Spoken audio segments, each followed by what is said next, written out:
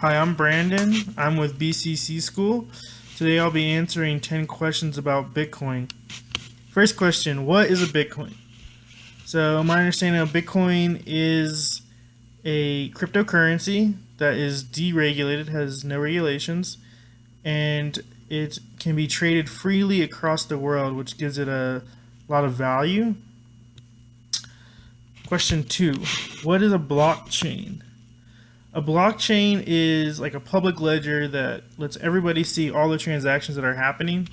This stops anybody from being able to create their own Bitcoin because it wouldn't be in the ledger and it would show up.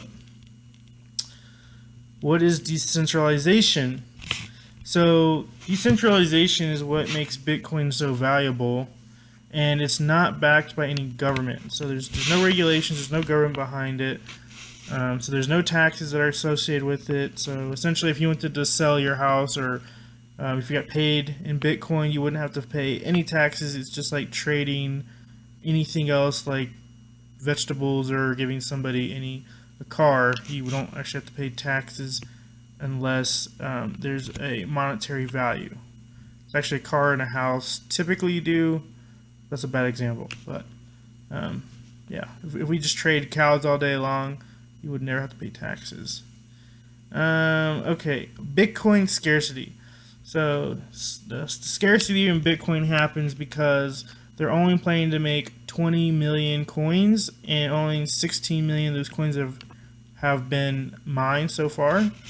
So once they finish the next 4 million coins, they expect a Bitcoin would cost about $500,000 per coin. So it's kind of like a crypto gold, as you will, where there's just a limited commodity. So when people have to buy the coins that are already out on the market. How are new Bitcoins created? So Bitcoins are mined by a very complex calculation, and whenever the calculation gets solved, a Bitcoin's created. And I'll leave the so I think that's, yeah.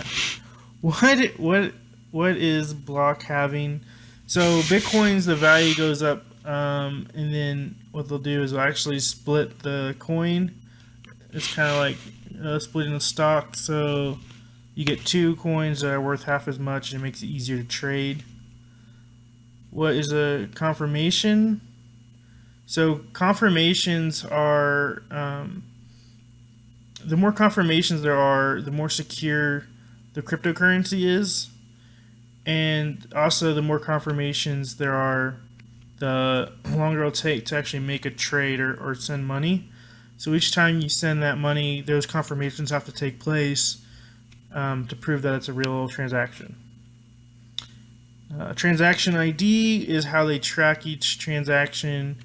It's literally there's a transaction ID number. It's kind of like a receipt, and it goes onto the ledger, or it shows up in the blockchain. So